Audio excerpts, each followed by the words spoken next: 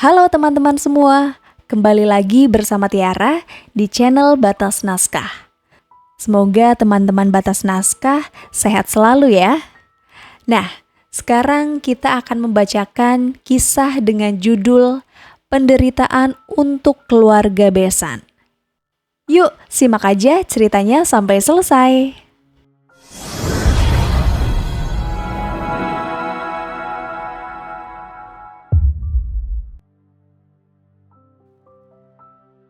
Tapi kan Mama juga ikut pakai. Itu karena saya belum tahu kalau uang dan barang yang kamu kasih hasil nipu orang. Dasar wanita bodoh. Denada semakin terpuruk. Kini mertuanya semakin membenci dirinya karena ulahnya. Sedangkan sang suami entah pergi kemana. Nomor teleponnya juga susah dihubungi. Pokoknya kamu harus bertanggung jawab atas semua masalah yang kamu buat. Kalau sampai masalah ini tidak selesai, saya akan suruh Angga untuk ceraikan kamu.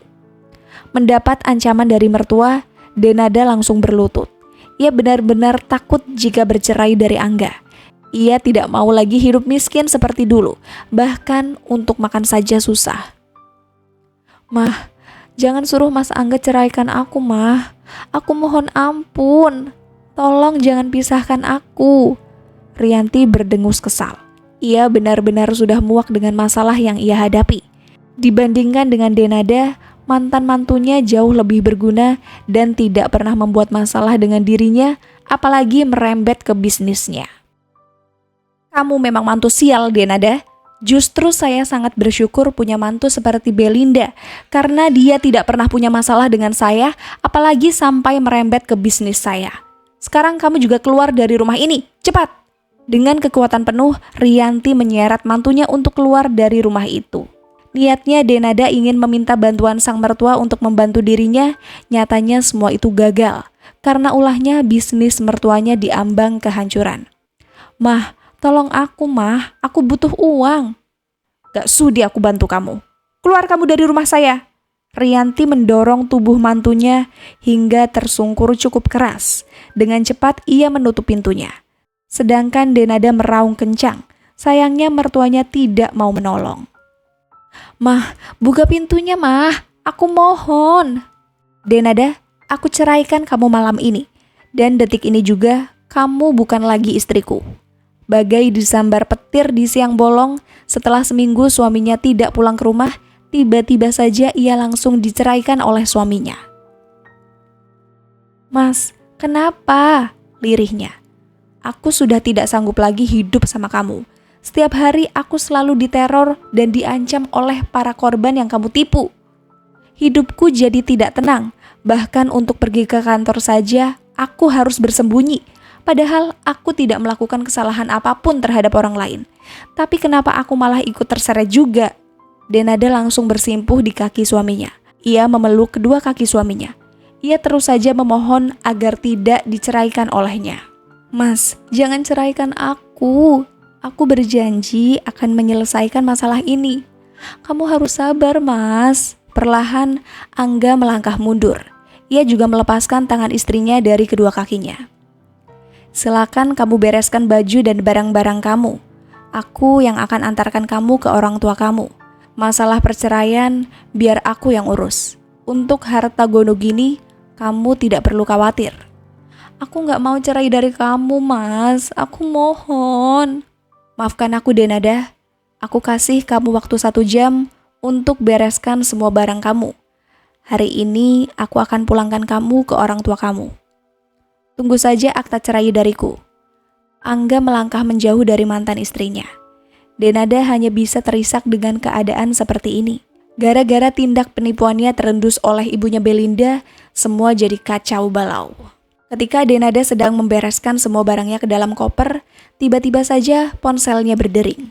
Dengan rasa malas, ia melihat layar ponselnya untuk melihat siapa yang menelpon dirinya. Saat itu matanya melotot sempurna. Dengan cepat, ia langsung angkat panggilan tersebut. Wanita sundal, sudah puas kamu hancurkan hidup saya? Gara-gara ulahmu, suami saya menceraikan saya. Teriak Denada menggebu-gebu. Ia meluapkan emosinya terhadap Bu Rahma. Oh, beneran? kamu sudah diceraikan sama suami kamu. Dasar wanita iblis kamu.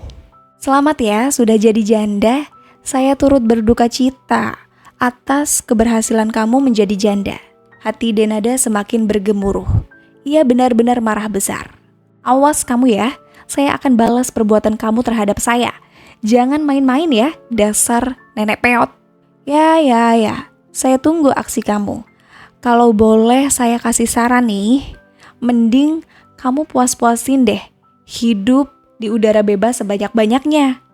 Kening Denada berkerut kebingungan. Maksud kamu apa?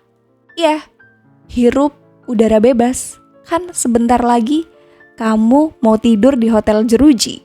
Apa? Maka dari itu, puas-puasin hirup udara bebas yang banyak sebelum kamu menginap di hotel jeruji kayak adik ipar kamu, si Romi, yang sekarang lagi mendekam juga di dalam hotel penjara. Enggak, saya nggak mau masuk penjara, nggak mau. Denada berteriak histeris. Ia tidak bisa hidup di dalam penjara, apalagi ia masih muda. Ia takut masa depannya akan suram jika ia menjadi mantan napi. Saya nggak mau masuk penjara. Yang harusnya masuk penjara itu kamu, bukan saya nenek peot. Silakan saja kamu katai saya sepuas yang kamu bisa, sebelum kamu bungkam di dalam dinginnya penjara. Buru-buru Denada mematikan sambungan teleponnya. Ia benar-benar sangat takut jika dirinya masuk ke dalam penjara. Ia harus buru-buru pergi dari kota ini. Pulang ke kampung halamannya lebih aman daripada di kota ini. Kamu sudah Ayo mas, kita pulang ke rumah orang tuaku. Denada langsung menerobos keluar kamar sambil menyeret koper. Ia terlihat sangat buru-buru. Angga pun sampai terheran-heran dengan ulah mantan istrinya yang baru saja ia ceraikan. Padahal mantan istrinya terus meraung untuk tidak diceraikan. Sepanjang perjalanan, baik Angga ataupun Denada tidak ada lagi yang berbicara. Mereka berdua saling diam dalam pikiran masing-masing. Butuh waktu 12 jam untuk sampai di kampung Denada. Setelah menempuh perjalanan jauh, akhirnya kedua orang tersebut sampai di rumah kediaman orang tua Denada. Ya Allah, kamu kenapa nak? Kenapa kamu bawa koper sebanyak ini? Kamu mau menginap di rumah? Tanya ibu bernama Sri Rahayu. Ia yang malas bertemu dengan ibunya memutuskan untuk masuk ke dalam begitu saja. Ia juga tidak peduli lagi dengan Angga yang masih di luar rumah. Ia langsung masuk ke dalam dan mengistirahatkan diri sejenak. Bu, sebelumnya saya minta maaf karena saya dan Denada sudah bukan suami istri lagi. Hari ini saya sudah menceraikan anak ibu dan mengembalikannya pada ibu secara baik-baik. Ya Allah, kamu serius menceraikan anak saya? Tapi kenapa? Dada Sri begitu sakit ketika anak perempuannya diceraikan oleh suaminya. Sekali lagi saya minta maaf bu, saya sudah tidak bisa lagi hidup dengan anak ibu. Badan Sri langsung luruh ke lantai. Ia benar-benar tidak siap dengan kabar buruk ini. Ia hanya bisa mengelus dadanya agar pernafasannya terasa lega. Tapi kenapa kamu ceraikan anak saya? Anak saya salah apa sama kamu, Angga? Untuk masalah itu, biar anak ibu yang jelaskan. Ya Allah, saya benar-benar tidak sanggup menerima kabar buruk ini. Padahal, ibu sudah senang melihat kalian berdua ke rumah ibu. Apalagi kalian sudah lama tidak pulang ke sini. Tapi sekalinya pulang, ibu malah dapat kabar buruk dari kamu. Sekali lagi, saya minta maaf, Bu. Angga hanya bisa tertunduk lesu. Sebenarnya ia juga tidak tega memberitahukan berita buruk ini kepada mertuanya. Tapi itu semua ia lakukan untuk menyelamatkan dirinya dari teroran orang yang tidak ia kenal. Apa tidak bisa kalian rujuk secara baik-baik? Apa masih ada kesempatan untuk memperbaiki hubungan kalian? Untuk masalah itu Ibu, buat apa ibu banyak bicara sama laki-laki macam dia? Teriak Denada dari dalam rumah. Ia berjalan ke arah luar untuk melihat ibu dan juga mantan suaminya yang sedang bicara. Sudah, ibu masuk aja ke dalam. Tidak usah lagi banyak bicara sama mantan suamiku. Tapi nak, Sudah kubilang, masuk ke dalam. Sri hanya bisa pasrah dengan perintah sang anak. Ia pun masuk ke dalam rumah dengan keadaan hatinya hancur. Denada, Mas mau pulang saja sana. Gak usah berpamitan segala sama aku. Kamu sudah bukan siapa-siapa lagi bagiku. Pergi sana. Baiklah, Mas akan pulang. Untuk surat cerai akan bodoh amat. Aku sudah tidak peduli lagi sama kamu. Lebih baik pulang sekarang. Tanpa banyak bicara lagi, Angga pun kembali ke kota asalnya. Ada rasa tak lega ketika ia menceraikan istrinya. Tapi ia sudah tidak tahan jika hidup dengan istrinya yang terlalu serakah akan harta. Ditambah lagi, ia sering mendapatkan ancaman dari korban penipuan yang dilakukan oleh mantannya. Ibu benar-benar kecewa sama kamu, Nak. Kenapa kamu bisa berbuat hal yang jahat? Gak usah banyak cincong, Bu. Kepalaku sakit dengar tangisan ibu. Kalau saja kamu tidak membuat masalah, mungkin hari ini kamu masih hidup sama Angga. Aku sudah tidak sudi lagi hidup sama Mas Angga. Dia saja tega menceraikan diriku dan tidak mau bantu aku. Sri menggelengkan kepalanya. Ia tidak bisa berbuat banyak dengan sikap anaknya yang sangat angkuh itu. Esok paginya, kampung dibuat heboh dengan kedatangan mobil polisi dan beberapa anggota polisi yang turut hadir. Semua para tetangga pun ikut keluar rumah untuk melihat anak Sri digiring ke mobil polisi untuk dibawa ke kantor. Lepaskan saya! Saya tidak punya salah. Saya tidak mau masuk penjara. Ibu, tolong aku, Ibu. Sri hanya bisa diam dalam tangisan. Ia tidak bisa berbuat banyak karena sang anak memang salah. Tolong aku gak mau ikut sama polisi, Ibu. Bapak, jangan biarkan mereka bawa aku. Denada terus saja berteriak kencang. Warga yang menyaksikan Denada diseret oleh polisi langsung menyoraki secara bersamaan. Diam kalian semua. Dasar orang udik, orang norak.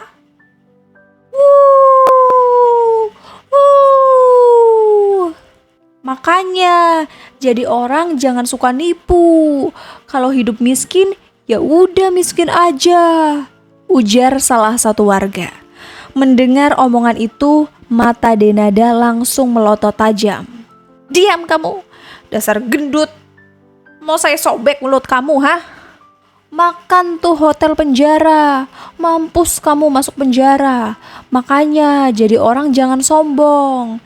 Inilah akibatnya kalau banyak gaya. Lagi-lagi semua orang meneriaki Denada yang sudah masuk ke mobil polisi. Denada terus saja meraung dan memohon kepada polisi agar dirinya tidak ditangkap. Brengsek, ini semua karena ulah si nenek peot. Angga, bagaimana ini? Bisnis mama benar-benar hancur. Sudah tidak ada lagi pelanggan yang mau mampir ke butik mama. Rianti terus saja meraung kencang. Pasalnya bisnis yang ia kelola benar-benar sudah hancur. Ditambah ia mendapatkan cap buruk dari para tetangga dan netizen. Karena dianggap sebagai mertua yang buruk karena tega telah menyiksa mantan-mantunya yaitu Belinda. Apalagi tersebar sebuah video yang mana Belinda pernah dianiaya oleh Rianti ketika di luar rumah. Ia tidak menyangka jika video yang ia lakukan terhadap mantunya direkam oleh orang lain, yang mana itu adalah tetangganya sendiri. Dari mana lagi mamah bisa mendapatkan uang untuk adik kamu Romi di dalam penjara, sedangkan ia butuh banyak uang untuk bertahan hidup di dalam sel. Kenapa Romi harus butuh uang di dalam penjara? Adik kamu sering kelaparan. Dia juga sering mendapatkan bulian dari napi lain. Romi sering sakit karena badannya sering dipukuli oleh napi lain jika Romi tidak memberikan uang pada ketua preman yang ada di sana. Kok bisa seperti itu ya? Setiap kali mamah jenguk adik kamu, badannya selalu ada luka baru di wajahnya. Padahal luka lama belum sembuh total, tapi sudah mendapatkan pukulan dari napi lain. Kenapa mamah tidak lapor saja sama polisi yang ada di sana? Awalnya mamah ingin membantu Romi agar tidak dipukul oleh napi lain dan memberikan efek jera sama mereka. Romi takut Jika dirinya mengadu pada penjaga sipir yang ada di penjara, hidupnya akan musnah. Lagi-lagi Rianti meraung keras. Angga juga tidak bisa berbuat banyak untuk membantu adiknya. Padahal Angga sudah memperingati adiknya agar bersikap baik terhadap istrinya. Tapi perkataannya selalu saja dibantah olehnya. Halah, istri macam kayak dia buat apa disayang? Lebih baik aku pukul saja biar dia tidak melunjak. Ujar Romi begitu angkuh saat itu. Apa kamu tidak takut suatu saat kamu akan mendapatkan balasan karena menyiksa anak orang? Buat apa takut? Toh aku banyak duit. Aku bisa melakukan apa saja. Zaman sekarang duit bisa membantu segalanya. Ujar Romi kala itu. Sekarang Angga mengerti kenapa keluarga besarnya selalu ditimpa masalah bertubi-tubi. Penyebabnya karena ulah mereka sendiri, menyiksa anak orang hingga mengalami luka memar di sekujur tubuh, bahkan psikisnya pun menjadi terganggu karena mengalami trauma yang cukup besar. Angga, tolong bantu Mama buat bantu Romi. Mama sudah tidak kuat melihat keadaan Romi di penjara. Maaf, Ma. Aku tidak bisa bantu Romi lagi. Biarkan saja dia hidup di penjara. Ini sebagai hukuman untuknya karena telah zolim dengan mantan istrinya. Ngomong apa kamu barusan? Apa kamu tega melihat adik kamu tersiksa? Rianti menggelengkan kepalanya. Ia tidak percaya jika anak sulungnya tidak mau lagi membantu adiknya. Angga, kamu sadar kan akan ucapan kamu? Dia itu adik kandung kamu. Seharusnya kamu bantu dia untuk keluar dari penjara. Bukannya malah angkat tangan. Dada Rianti bergemuruh kuat. Ia benar-benar marah dengan anak sulungnya. Apa Mamah lupa jika aku sendiri punya masalah? Kenapa harus Romi yang terus Mamah khawatirkan? Aku juga anak Mamah. Aku juga punya masalah. Apa Mamah tahu? Setiap hari aku selalu diteror oleh orang yang tidak aku kenal. Setiap hari HP-ku selalu mendapatkan pesan agar mengembalikan uang yang mantan istriku ambil. Padahal aku tidak tahu jika mantan istriku melakukan tindak penipuan. Bahkan nyawaku hampir saja mati. Mendengar keluh kesah anak sulungnya, Rianti hanya bisa diam terpaku. Ia tidak tahu jika anak sulungnya juga mendapatkan masalah besar karena ulah mantan istrinya. Karena anak sulungnya tidak pernah bercerita tentang masalahnya, jadi ia beranggapan bahwa anak sulungnya bisa mengatasinya sendiri. Namun semua itu salah besar. Sekali lagi aku minta maaf, aku sudah tidak peduli lagi dengan urusan Romi. Biarkan dia masuk penjara agar bisa merenungkan dengan semua kesalahannya. Apalagi ia telah berbuat zolim terhadap Belinda. Mungkin ini adalah karma yang harus kita terima bersama. Usai bicara dengan sang mama, Angga memutuskan untuk pergi keluar. Pikiran Angga sudah tidak karuan lagi karena sering mendapatkan ancaman dari orang lain. Padahal ia sudah mendapatkan kabar bahwa mantan istrinya sudah masuk ke dalam penjara atas kasus penggelapan uang. Pada akhirnya, keluarga dari mantan istrilah yang harus membayar sisa uang yang digelapkan oleh anaknya sebesar 300 juta rupiah. Dengan cara menjual rumah dan juga kebun yang mereka miliki. Baskoro, keluar kamu. Aku tahu kamu ada di dalam. Keluar! Teriak Rianti. Ada apa sih pagi-pagi teriak? Tanya seorang wanita muda. Heh, Tari, di mana suami kamu? Ada di dalam, dia masih tidur. Panggil dia, suruh keluar untuk menghadap saya. Tari pun masuk ke dalam untuk membangunkan sang suami. Sudah 1 bulan lebih suaminya tidur di rumah istri mudanya. Mas, ada Mbak Rianti di luar. Katanya mau ketemu sama kamu. Apa? Rianti datang ke sini? Baskoro langsung bangkit dari tidurnya. Ia cukup terkejut dengan kedatangan Rianti di rumah ini. Baskoro langsung keluar dari kamar, jantung Baskoro terus saja berdetak kencang. Jika Rianti bisa datang ke rumah Tari, itu artinya ada masalah yang sedang terjadi. Rianti, mau ngapain kamu datang ke rumah Tari? Tanya Baskoro. Ia terlihat sangat panik melihat Rianti sudah di depan rumah istri mudanya. Ia melihat ke arah luar, takut ada orang lain yang melihat dirinya ada di rumah istri muda. Ayo masuk ke dalam, jangan sampai orang lain lihat. Rianti pun masuk ke dalam rumah Tari. Ia langsung duduk di ruang tamu. Langsung saja ke intinya. Baskoro, katakan pada Rahma untuk mengeluarkan anakku dari penjara sekarang juga. Apa? Penjara? Siapa yang dipenjara?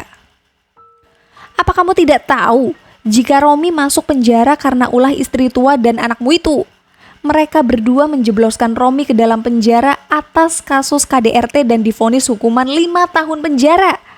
Mata Baskoro membulat sempurna. Ia baru saja mendengar kabar jika Romi masuk penjara karena ulah istri pertamanya. Kamu lagi nggak bohong kan? Gila kamu. Mana mungkin aku bohong? Justru aku datang ke sini untuk minta bantuan kamu. Bilang sama si Rahma untuk keluarkan Romi dari penjara. Mendengar permintaan temannya, Baskoro hanya diam membisu. Bagaimana caranya ia menolong Rianti? Kenapa malah bengong? Pokoknya kamu harus bantu aku. Jika tidak, kamu akan tahu akibatnya. Rianti tersenyum licik. Tidak sia-sia ia mengetahui rahasia besar yang Baskoro simpan dari istri tuanya. Ya, diam-diam Baskoro sudah menikah dengan Tari 3 tahun yang lalu tanpa diketahui oleh istri pertamanya Rahma. Ia sengaja menjalin kasih dengan janda muda tanpa anak karena terpesona dengan kecantikannya dan juga kemolekan tubuhnya. Dengan uang milik Rahma, Baskoro membangun rumah untuk Tari dan memberikan nafkah dengan uang Rahma yang selama ini ia curi dari hasil usaha sampingan. Bagaimana Baskoro? Apa kamu bisa membantuku?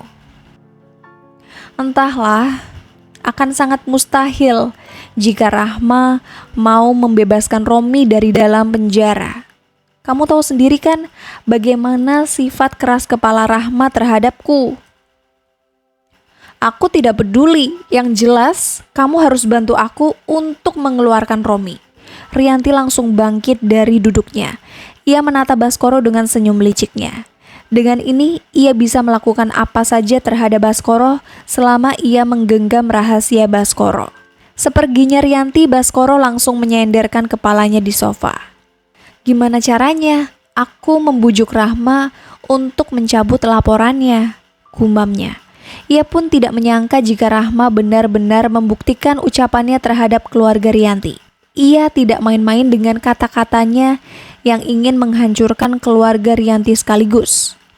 Baskoro benar-benar sangat gelisah. Jika sampai Rianti membocorkan rahasianya terhadap Rahma, maka hidupnya akan hancur berkeping-keping. Bu, apa benar kamu memasukkan Romi ke dalam penjara atas kasus KDRT terhadap Belinda? Tanya suamiku. Entah kenapa, tiba-tiba saja dia datang ke rumahku setelah sekian lama menghilang. Dan hari ini, ia pun muncul tanpa rasa malu. Tahu dari mana kamu? Dari Rianti. Oh, dari dia toh. Lalu, kamu mau apa? Apa kamu bisa mencabut laporan Romi dan membebaskan Romi? Aku langsung memicingkan mataku. Terlihat wajah suamiku sedikit menegang. Kenapa aku harus melakukan hal itu? Biarkan saja anak itu busuk dalam penjara. Tapi Bu, apa kamu tidak malu mempunyai mantan napi? Mantu kamu bilang? Aku menghela nafas. Sepertinya suamiku belum tahu jika Romi dan Belinda sudah bercerai 1 bulan lalu. Bukan aku yang malu, tapi Riantilah yang malu karena punya anak mantan napi. Apa kamu belum tahu jika Belinda dan Romi sudah bercerai? Hah? Cerai? Iya, mereka berdua sudah cerai 1 bulan yang lalu. Maka dari itu, aku bisa menjebloskan Romi ke dalam penjara atas kasus KDRT dan divonis 5 tahun penjara. Baskoro semakin kaget dengan informasi yang ia dengar. Selama ini ia tidak pernah tahu bahwa anaknya sudah bercerai dan mantan suaminya malah masuk ke dalam penjara.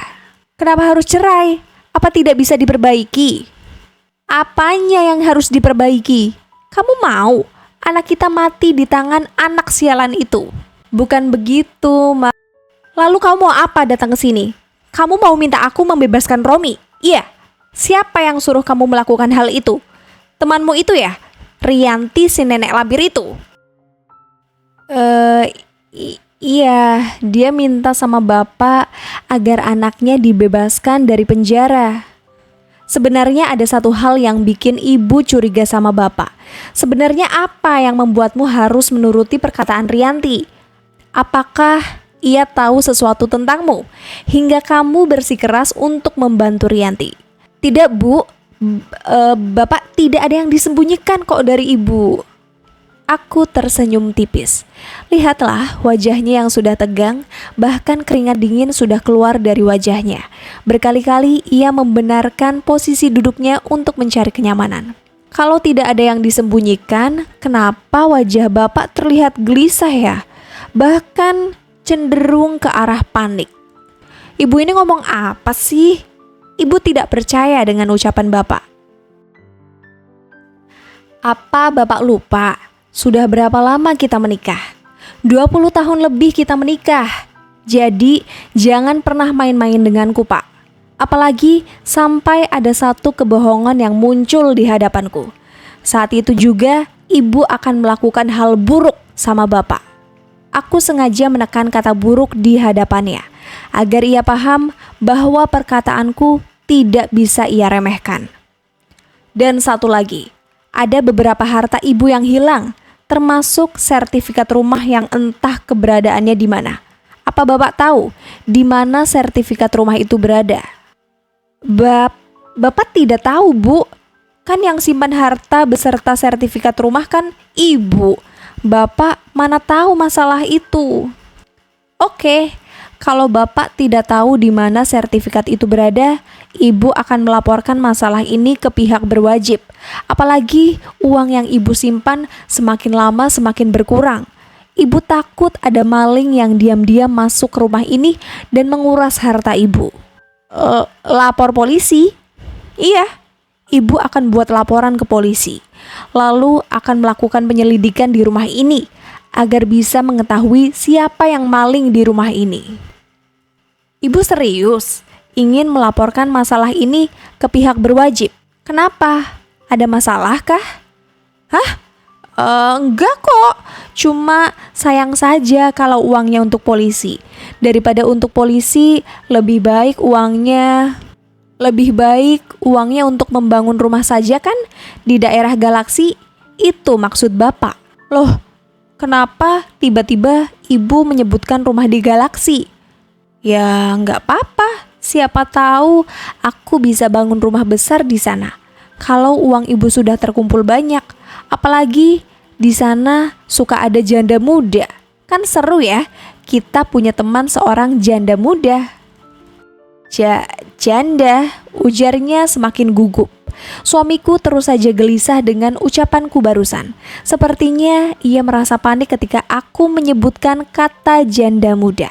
Setelah berbincang cukup lama dengan suamiku, akhirnya ia memilih pergi. Bahkan jalannya saja terlihat tergesa-gesa hingga ia menabrak meja tamu di depannya. Aku menggelengkan kepala pelan. Aku cukup tersenyum melihat tingkah laku suamiku itu. Dia pikir aku ini istri bodoh apa yang dengan mudah ditipu olehnya.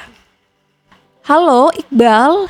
Iya Bu, gimana hasil penyelidikan kamu? Sudah dapat? Sudah Bu. Memang benar, suami ibu memang sudah menikah dengan janda tanpa anak di daerah Galaksi. Suami ibu juga membangunkan rumah untuknya menggunakan uang hasil pegadaian sertifikat rumah ibu dengan rentenir. Sudah saya duga, suamiku pasti menggadaikan sertifikat rumah kepada rentenir. Jika ia menggadaikan sertifikat ke bank, butuh proses yang panjang. Pantas saja uangku banyak yang berkurang. Ternyata untuk menebus sertifikat setiap bulannya, padahal ia juga bekerja di bengkel temannya. Kalau begitu, saya mau cari informasi lagi ya Bu. Oh, oke. Saya tunggu info terbaru dari kamu ya. "Mah, Mamah mau kemana?" tanya Belinda. "Mamah mau pergi menemui teman dulu.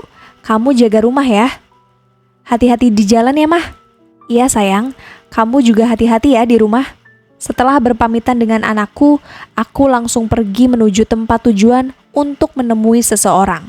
Aku benar-benar tidak sabar ingin mengetahui informasi tentang keluarga mantan besanku ini, yang kini telah dilanda kebingungan setelah bisnis mereka diambang kebangkrutan karena ulah mantunya sendiri.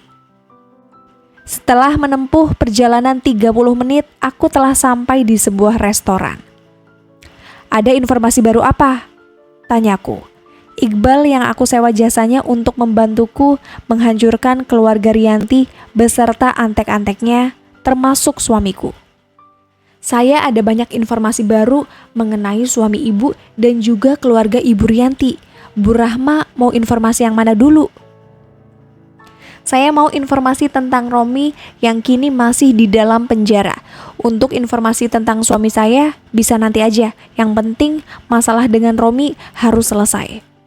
"Baiklah, kabar baru yang saya terima dari teman saya yang di lapas penjara, keadaan Romi semakin buruk.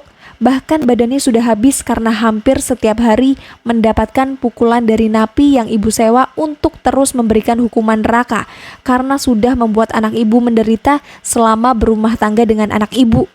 Aku tersenyum bahagia mendengar kabar gembira ini. Tidak sia-sia aku mengeluarkan uang banyak untuk menyewa salah satu napi untuk membuat Romi babak belur di dalam sel penjara. Tapi tidak ada yang tahu kan kalau aku yang menyewa salah satu napi untuk menghajar Romi? "Tidak, Bu. Untuk masalah ini saya jamin aman, asal uang yang ibu berikan lancar tanpa hambatan. Lagi pula, hal ini sudah biasa terjadi. Bahkan sipir yang ada di sana juga tutup mata karena mereka juga mendapatkan jatah." "Bagus, memang itu yang saya harapkan." Dan untuk informasi selanjutnya dari Denada, mantan mantu Ibu Rianti. Saya baru saja mendapatkan informasi jika Denada sudah masuk penjara dan kedua orang tuanya sudah menjual sebagian tanah dan rumah satu-satunya untuk membayar sisa hutang Denada kepada korban yang ia tipu sebesar 300 juta rupiah. Wow, informasi yang sangat menarik. Hatiku semakin berbunga tak kala mendengar kabar gembira tentang keadaan Denada yang sudah masuk penjara karena kasus penggelapan uang yang sudah ia gunakan untuk hidup berfoya-foya bersama mertuanya dulu. Aku sengaja mencari tahu tentang informasi dan asal-usul tentang kehidupan Denada sebelum menikah dengan Angga. Ternyata dia adalah anak dari seorang petani yang hidupnya cukup memprihatinkan, sehingga ia melakukan segala cara untuk mendapatkan calon suami kaya dengan cara menipu para saudara dari pihak ibunya untuk melancarkan aksinya. Setelah berhasil menipu dan menikah dengan Angga, Denada memutuskan untuk pergi keluar kota dan hidup bersama dengan Angga hingga pernikahannya menginjak usia ke-7. Dan ternyata setelah menikah dengan Angga, ia masih rutin melakukan tindak penipuan kepada para korban dengan iming-iming akan mendapatkan untung besar jika mereka mau menginvestasikan uang kepada Denada. Nyatanya, semua itu zonk ketika salah satu temanku bercerita bahwa dia baru saja kena tipu dengan wanita bernama Denada Lestari, yang mana itu adalah menantu Rianti sendiri. Pantas saja dia bisa hidup bergelimang harta, bahkan bisa membelikan barang-barang mahal ke mertuanya. Dan yang lebih parahnya lagi, ia juga mengambil uang yang seharusnya untuk anakku. Setelah memastikan bahwa Denada adalah pelaku investasi bodong, aku meminta banyak bukti kepada temanku dan memberikan siapa-siapa saja nama korbannya. Dan dengan senang hati aku membantu temanku. Bahkan aku juga telah memberikan informasi tentang akun sosial media milik Denada dan juga nomor ponselnya untuk menyerang dia agar mengembalikan uang para korban. Dan benar saja, setelah aku mengirim bukti penipuan ke kantor suaminya Denada, akun sosmed Denada langsung diserbu para netizen budiman. Banyak sekali kata-kata hinaan, kotor, dan juga cacian kepada Denada. Bahkan mertuanya dan juga suaminya yang tidak tahu apa-apa turut terseret atas kasusnya. Padahal aku tidak menyebarkan akun Rianti dan juga Angga. Tapi para netizen langsung gercep bisa menemukan akun mertua dan suaminya Denada. Lalu bagaimana dengan keadaan kedua orang tua Denada setelah menjual rumah dan tanahnya untuk membayar hutang anaknya?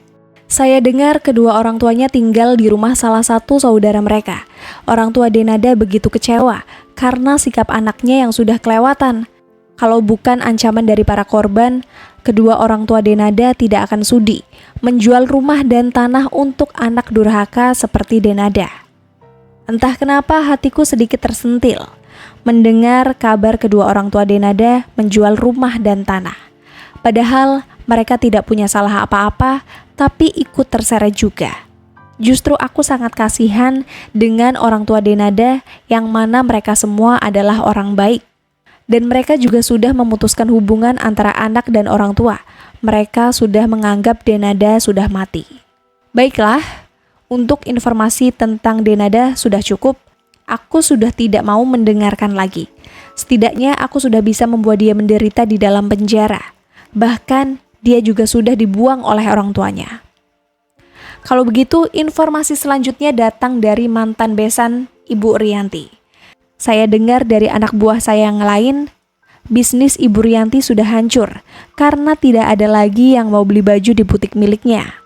Dan juga usaha restorannya ikut menyusul di ambang kehancurannya. Dan ini rating bintang yang ada di Google tentang resto milik Ibu Rianti. Iqbal menyerahkan ponsel berlogo Apple kepadaku. Dan terlihat ulasan rating bintang 1 di resto milik Rianti, yang mana isinya hinaan dan cacian karena suka menjadi mertua yang zolim terhadap mantunya sendiri, yaitu anakku. Kenapa para netizen ikut menghina dan menjelekkan Rianti di akun sosmednya? Karena aku sengaja menyebar sebuah video yang mana ia menyiksa anakku di depan rumahnya saat anakku tengah menyiram bunga di halaman rumah. Entah apa kesalahan anakku hingga Rianti dengan tega menjambak rambut anakku, memukul bahkan menendang tubuhnya hingga anakku mengalami luka lebam. Dan untungnya ada salah satu tetangga Rianti yang diam-diam merekam aksinya itu dan dikirim kepadaku. Saat melihat video penyiksaan terhadap anakku, hatiku benar-benar hancur berkeping-keping. Lalu bagaimana keadaan mantan besanku itu? Keadaan Ibu Rianti saat ini benar-benar sudah hancur. Ia menjadi sering berteriak seperti orang gila karena uang yang ia miliki sudah habis untuk menyewa pengacara mahal untuk membantu Romi. Sayangnya dia kalah di pengadilan ketika mereka berhadapan dengan teman ibu yang seorang pengacara itu. Jujur saja saya benar-benar kagum dengan teman ibu yang seorang pengacara itu. Dia benar-benar hebat. Ditambah lagi anak kesayangannya si Romi sering babak belur di penjara jika dia tidak memberi uang kepada napi lain untuk uang setoran. Dan saya dengar rumah Ibu Rianti akan disita oleh bank karena tidak bisa membayar utang. Apa? Rianti si wanita angkuh itu menjual rumah besarnya? Iya Bu, dia terpaksa menjual rumahnya untuk membayar pengacara yang ia sewa waktu itu. Ternyata bayarannya masih kurang, apalagi ia menyewa pengacara kondang yang lumayan terkenal. Karena Ibu Rianti berpikir dia bisa menang menghadapi Ibu Rahma. Nyatanya dia salah besar karena Ibu Rahma punya bukti cukup kuat untuk memberi hukuman pada Romi. Sudah hampir 3 jam aku berada di resto ini bersama Iqbal, dan aku cukup puas atas kinerja yang ia kerjakan. Aku juga tidak merasa rugi karena menyewa jasanya untuk mendapatkan informasi darinya tentang kehancuran keluarga Romi. Aku benar-benar puas melihat kehancuran keluarga Rianti dan juga anak-anaknya. Sebelum pulang ke rumah, aku ingin pergi ke lapas penjara untuk menemui Romi. Aku ingin sekali melihat keadaannya saat ini. Saat sudah sampai di tempat tujuan, aku melihat Rianti yang baru saja keluar dari gedung. Aku yakin sekali ia baru saja menjenguk anaknya. Kamu? Ia cukup terkejut dengan kehadiranku di sini. Ia langsung menunjukkan wajah murkanya padaku, sepertinya akan ada adu mulut di sini. Ngapain kamu datang ke sini? Mau bikin ulah lagi sama anak saya? Aku masih belum menanggapi omongannya. Aku masih fokus dengan tampilannya yang sudah mulai berubah.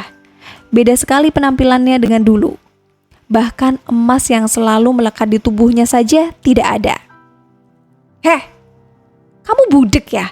Buat apa kamu datang ke sini? Kamu mau cari masalah lagi sama saya? Mau ribut lagi? Iya. Untuk apa saya ribut dengan orang gila kayak kamu? Buang-buang tenaga saja. Lagi pula, kamu dan saya tidak selevel. Apa kamu bilang? Kurang ajar kamu ya. Gimana rasanya jadi gelandangan di jalan, wahai Ibu Rianti yang terhormat? Kemana semua perhiasan yang selalu melekat di tubuhmu itu? Apa sudah kamu jual? Tiba-tiba saja ia langsung bungkam. Aku tersenyum licik. Lihatlah wajah kusamnya. Dulu wajah itu terlihat sangat angkuh dan sombong. Kini semua itu telah hilang. Diam kamu. Jangan ikut campur dengan urusan saya. Saya nggak akan ikut campur lagi sama keluarga kamu. Cuma saya mau tanya nih, apa benar butik dan usaha makan kamu sudah bangkrut gara-gara mantu kamu itu? Dari mana kamu tahu? Tentu saja aku tahu. Bahkan seluruh orang juga tahu jika usahamu sudah jatuh akibat kesombonganmu itu. Inilah akibatnya jika kamu main-main dengan saya. Kini sudah terbuktikan bahwa kamu sudah mengalami kehancuran dalam hidup kamu. Makanya jangan suka zolim sama anak orang. Kini kamu sudah menuai karmanya. Ini semua juga karena ulahmu, wanita ular. Kalau saja anakku tidak masuk penjara, ini semua tidak akan pernah terjadi. Teriaknya membuat kupingku sedikit sakit. Bukankah dari awal saya sudah bilang, saya akan balas perbuatan kamu dan juga anak kamu karena telah menyakiti Belinda. Sekarang terbukti kan? Kamu dan anak kamu menuai apa yang kalian lakukan terhadap anakku. Dasar wanita iblis, desisnya. Ia terus menatap tajam diriku. Ia seperti ingin menerkamku. Tapi tidak bisa ia lakukan karena masih di lingkungan lapas. Lihat saja, kamu pasti akan ikut hancur bersamaku. Aku tidak terima jika mendapatkan hal seperti ini. Gara-gara kamu, hidupku dan juga Romi benar-benar sudah hancur. Selamat ya. Saya senang sekali mendengar kabar buruk tentang anakmu. Sini kamu, akan kurobek mulut busukmu itu. Ia langsung melangkah maju ke arahku. Dengan sigap aku menghindar secara spontan, membuat dia terjungkal ke depan. Brengsek. Halo Bu, saya dapat informasi baru mengenai salah satu keluarga dari Ibu Rianti, ujar Iqbal dari sambungan telepon. Informasi apa lagi? Saya dapat kabar dari teman saya, katanya anak Bu Rianti yang bernama Cika hampir melakukan tindakan bunuh diri karena tidak sanggup lagi tinggal di rumah mertuanya. Apa? Bunuh diri? Iya Bu, kini rumahnya sedang ramai didatangi oleh para tetangga. Apa Ibu mau kesini juga untuk melihat keadaan Cika? Oke, saya akan ke sana. Kamu tunggu saya di situ ya. Aku langsung menutup sambungan telepon dari Iqbal. Aku hampir lupa kalau masih ada Cika yang belum aku pantau keadaannya saat ini. Karena saking fokusnya ke Romi, Rianti, dan Denada, aku sampai melupakan Cika. Untung saja Iqbal memberikan informasi padaku. Aku juga penasaran bagaimana nasib Cika. Sesampainya di tempat tujuan, sudah ramai orang-orang. Aku sedikit lebih maju untuk melihat keadaan di dalam. Ternyata ada ibunya Cika sedang marah-marah ke suaminya Cika. Dasar laki-laki pecundang. Kalau kamu tidak mampu jadi suami, gak usah nikahin anak orang. Gara-gara kamu, anak saya hampir mati. Teriak Rianti. Saya tidak terima. Pokoknya kamu harus bertanggung jawab atas anak saya. Rianti terus saja menunjuk ke arah suaminya Cika. Ia hanya bisa diam tertunduk ketika Rianti begitu murka saat tahu anaknya ingin bunuh diri karena ulah dirinya. Mana orang tua kamu? Saya mau bicara sama orang tua kamu. Terutama ibu kamu itu. Ada apa ini? Kenapa rumah saya jadi ramai seperti ini? Ujar seorang wanita tua, yang mana itu adalah mertua Chika. Ia baru saja pulang dari pasar, karena melihat ada belanja sayuran. Oh, akhirnya si biang masalah datang juga. Rianti langsung berjalan ke arah besannya. Matanya sudah menatap tajam, seperti ingin menerkam mangsa. Heh, Bu Siti, wanita tua. Kamu apakan anak saya, ha? Apa maksud Bu Besan? Jangan pura-pura belaga bego ya. Gara-gara ulahmu, anak saya hampir bunuh diri. Anak saya cerita, kamu sering suruh dia untuk bersihkan rumah kamu yang kumuh ini. Kamu kira anak saya bebu kamu? Bu Rianti, saya tidak pernah memperlakukan Chika seperti babu ya. Anda jangan asal alah, tidak usah berbohong. Kamu kira saya tidak tahu bagaimana perlakuan kamu ke anak saya? Anak sama ibu kok sama aja, sama-sama manusia edan. Bu, jangan bicara sembarangan ya. Saya tidak terima jika saya dihina. Memang faktanya seperti itu kan? Lihat anak kamu, sudah menikah tapi tidak becus urus istrinya yang lagi hamil. Mental pecundang. Bisanya cuma leha-leha saja di rumah. Bukannya cari nafkah buat anak istri, ini malah menganggur saja. Di mana otak kamu, ha? Terlihat Rianti benar-benar murka dengan keluarga besannya. Chika sering mengeluh kepada mamahnya bahwa ia merasa lelah dan tertekan semenjak menikah dengan pacarnya. Ia seringkali disuruh melakukan pekerjaan yang berat, padahal ia tengah hamil, yang mana hal itu sangat berbahaya untuk janinnya. Ditambah lagi, sang suami tidak bekerja. Suaminya hanya sibuk di rumah bermain game dan suka nongkrong di pasar bersama teman-temannya. Setiap kali Chika menyuruh suaminya untuk bekerja, suaminya malah marah-marah dan memukul Chika jika Chika sering menyuruhnya bekerja. "Ma, aku gak sanggup lagi tinggal di rumah ini. Aku mau pulang ke rumah, Ma." Chika menangis kencang di pelukan sang mama. "Iya sayang, dari awal kan mama juga gak sudi kamu tinggal di tempat kumuh seperti ini. Mama juga tidak setuju. Sayangnya kakak kamu malah membiarkan kamu ikut mertua miskin." Mendengar kata miskin keluar dari mulut Rianti membuat Siti meradang. Ia sangat tersinggung dengan ucapan besannya. "Makanya Bu Besan, punya anak cewek dijaga. Giliran sudah begini, seenak jidat hina orang. Bu Besan gak sadar apa? Kalau anak ibu tuh murah. Bisa-bisanya hamil di luar nikah. Masih untung anak saya mau menikah dengan Chika." "Jaga mulut kamu ya. Dari awal saya tidak sudi anakku menikah dengan anak kamu. Biarpun anak saya hamil sama anak kamu. Saya memang berniat untuk menggugurkan janin ini. Sayangnya kakaknya tidak setuju. Kamu jangan cuma menyalahkan anak saya ya. Lihat anak kamu, kerjanya apa? Kerjanya cuma bisa jadi beban keluarga. Pantas saja kamu miskin." Lagi-lagi Rianti menghina besannya dan keributan semakin besar.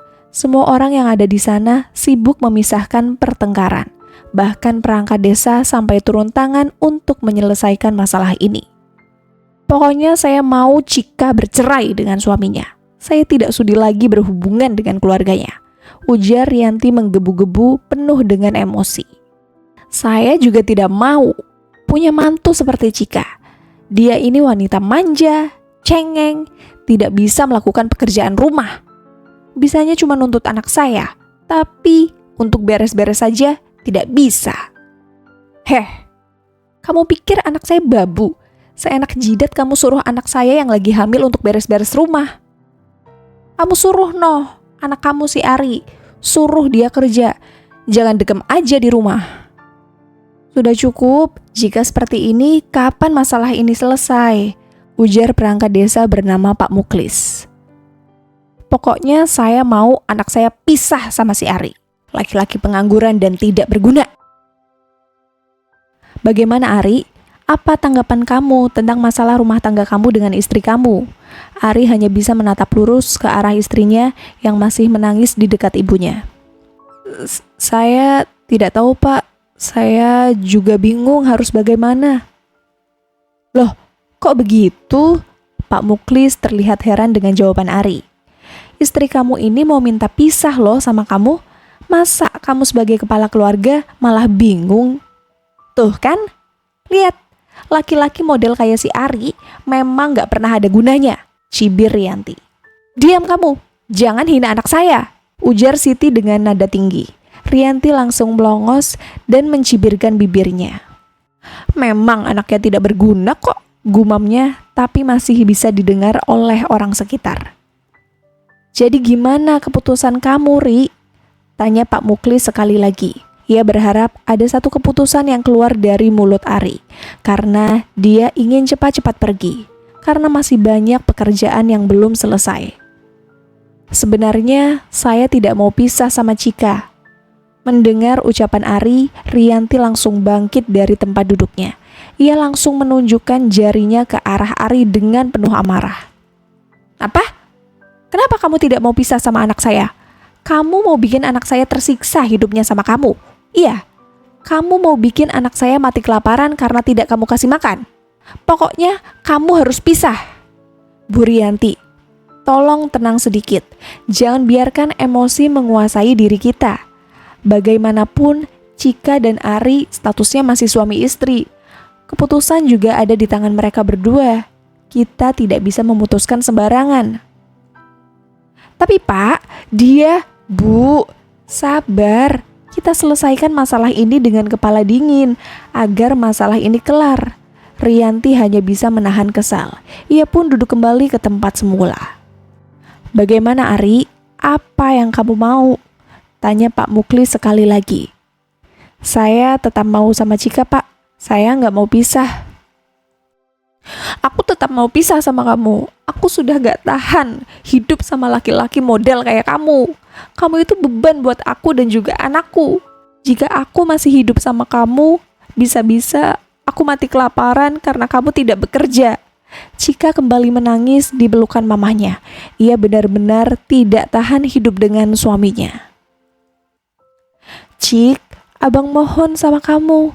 Tolong kasih satu kesempatan lagi buat memperbaiki rumah tangga kita. Aku gak mau. Cika langsung menjerit histeris. Rianti berusaha untuk menenangkan anak perempuannya. Kamu dengar kan perkataan Cika? Anak saya tidak mau hidup susah sama kamu. Jadi jangan coba-coba untuk membujuk anak saya untuk hidup lagi bersama kamu. Lebih baik kamu ceraikan saja anak saya dan jangan pernah berhubungan lagi dengan anak saya. Tekan Rianti. Mendengar penolakan dari mertua dan istrinya, Ari hanya bisa tertunduk diam. Sudah Ri, jangan kamu pikirkan. Kalau memang Cika mau pisah sama kamu, gak apa-apa.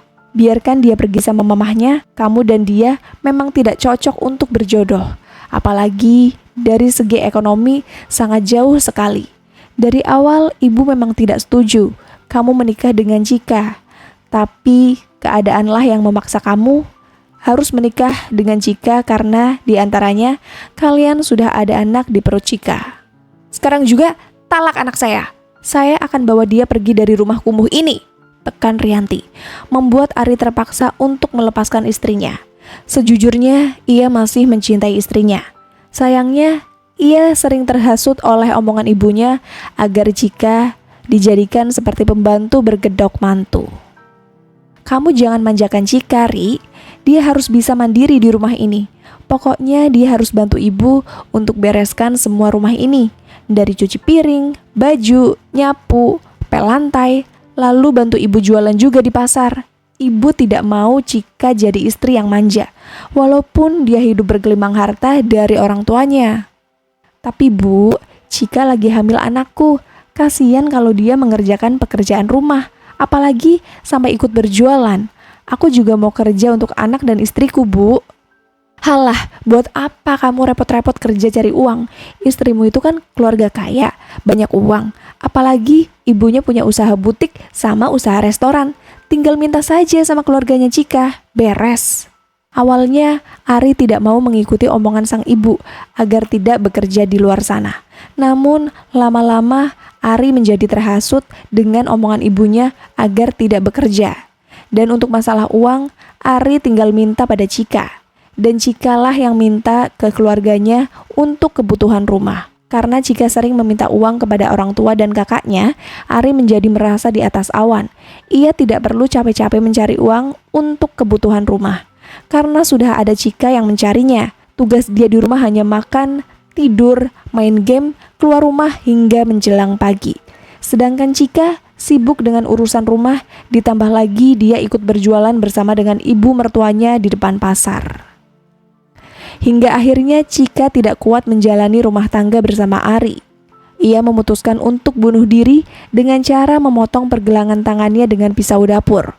Untungnya ada tetangga yang melihat perbuatan Chika.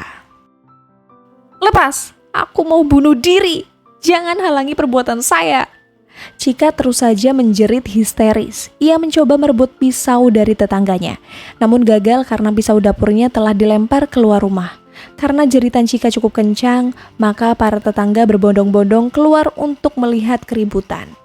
"Chika, abang minta maaf.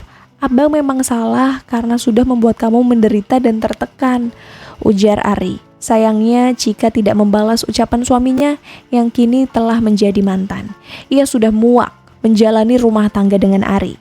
"Sekali lagi, abang minta maaf. Jika nanti kamu lahiran, abang berharap kamu bisa memberitahukan abang. Biar bagaimanapun, itu anak abang juga." Chika masih belum menanggapi omongan Ari. Yang ia inginkan adalah pulang ke rumah mamahnya dan hidup di sana sampai anaknya lahir ke dunia. Sebelum beranjak pergi dari rumah Ari, Rianti kembali menoleh ke arah Ari. "Dengar, jika anak Chika sudah lahir ke dunia ini, jangan harap kamu bisa bertemu dengannya. Karena aku akan membawa Chika dan cucuku pergi dari kota ini. Bila perlu, akan aku bawa Chika dan anaknya pergi ke luar negeri dan menetap di sana bersama tantenya yang lain. Jika suatu saat anakmu tumbuh besar, maka aku akan katakan bahwa ayahnya sudah mati." Mata Ari terbuka lebar dengan ucapan Rianti. "Kenapa harus seperti itu, Mah? Biar bagaimanapun, saya ayah dari anak yang Chika kandung. Kamu memang ayahnya, tapi kamu sudah gagal menjadi ayah karena kamu tidak bertanggung jawab. Bahkan untuk menafkahi saja kamu tidak mampu. Untuk apa juga kamu bertemu anakmu jika dia sudah lahir? Saya akan bertanggung jawab walaupun saya dan Chika sudah pisah. Saya akan memberikan apapun yang anak saya butuhkan." Rianti mencepikan bibirnya. "Kalau sudah seperti ini, baru kamu bilang ingin menafkahi anakmu. Sebelum pisah, kemana saja kamu? Tidur? Kemana kamu?" Ari langsung bungkam. Ia langsung tertunduk malu, bahkan untuk menjawab pertanyaan dari mantan mertuanya saja tidak bisa. "Jawab, kenapa malah diam?" "Saya akan Tidak usah banyak ngomong. Buktikan jika kamu mampu dan saya tunggu janji kamu untuk menafkahi anak kamu setelah lahir. Dan persiapkan saja biaya persalinan nanti. Jika tidak, kamu akan tahu akibatnya." "Saya akan urus semuanya," jawab Ari lemah. Selesai bicara, Rianti memutuskan untuk pergi dari rumah Ari. Semua orang yang di sekitar rumah Ari perlahan pulang ke rumah masing-masing dan masalah pun selesai karena Ari dan Chika sudah resmi berpisah secara agama. Sepanjang perjalanan, Chika hanya bisa diam menatap jalanan melalui kaca jendela mobil. "Mah." "Iya sayang, kenapa? Apa begini ya yang dirasakan Kak Belinda selama di rumah kita?" ujar Chika tanpa menoleh ke arah mamanya. Ia masih fokus pada jalanan. Sedangkan Rianti masih terlihat bingung. "Setiap kali mertuaku menyuruh melakukan pekerjaan rumah, aku selalu ingat Kak Belinda yang setiap hari melakukan pekerjaan di rumah kita. Bahkan mengurus semua keperluan Kak Romi, Mama, Mbak Denada, bahkan Kak Angga walaupun ia menolak." "Chika, kamu ini ngomong apa sih? Kenapa kita jadi bahas Belinda? Apakah ini karma ya Mah buat aku?" Rianti masih menatap lekat anaknya. Ia juga tidak bisa menjawab pertanyaan sang anak. "Rasanya aku benar-benar ingin mati Mah. Setiap hari mertuaku selalu marah jika aku tidak bisa beres-beres rumah. Padahal aku tengah hamil yang mana tubuhku mudah sekali lelah. Ditambah lagi aku disuruh ikut jualan ke depan pasar. Padahal Cuaca di luar sana sedang terik-teriknya, membuat aku semakin lelah. Kalau sudah seperti ini, aku jadi ingat Kak Belinda dan berubah menjadi dirinya. Perlahan air mata Cika keluar, ia terisak-isak menahan pedihnya rasa sakit yang diberikan oleh suami dan ibu mertuanya. Belum lagi ipar-ipar yang lain, yang selalu ikut campur dan menyindirnya jika ia sedang beristirahat di kamar. Ibu hamil itu jangan malas, harus banyak gerak. Kalau kerja itu jangan lambat, mentang-mentang lagi hamil, kerja kok kayak kura-kura. Kalau sakit jangan dibuat manja, nanti sakitnya juga ikut manja. Itulah sederet sindiran dari kakak iparnya. Setelah menempuh perjalanan 1 jam, Rianti dan Cika sudah sampai di rumah tantenya, yang mana itu adalah adik dari Rianti. Bersambung. Terima kasih teman-teman Batas Naskah. Mohon maaf jika Tiara ada kekurangan dalam membacakan ceritanya. Semoga teman-teman semua bisa terhibur dengan cerita yang Tiara bawakan ya. Oh iya, jika teman-teman Batas Naskah menginginkan kelanjutan dari cerita ini, jangan lupa subscribe, like, dan bisa bantu komen di bawah ini ya, agar Tiara lebih semangat untuk menghadirkan kelanjutan cerita yang lebih menarik. Sampai ketemu lagi di episode berikutnya. Sekian dan terima kasih.